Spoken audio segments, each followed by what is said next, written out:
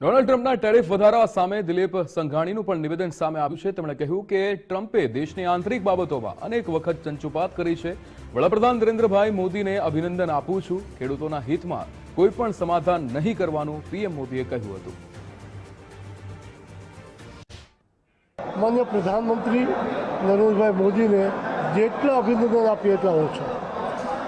દેશના ખેડૂતોની સુરક્ષા માટે, એની પ્રોડક્ટને સંરક્ષણ મળે એટલા માટે એમણે ટ્રમ્પના જે જગત જમાદાર કહેવાય એને વારંવાર આ દેશની આંતરિક બાબતોમાં ચંચુપાત કરવા પ્રયત્ન કર્યા, પણ વડાપ્રધાન નરેન્દ્રભાઈ મોદીએ એને દાદ નથી દીધી। દેશના ખેડૂતોનું, દેશની જનતાનું સમાન અને રક્ષણ જળવાઈ રહે એના માટે એને તત્પરતાથી નિર્ણયો લીધા છે।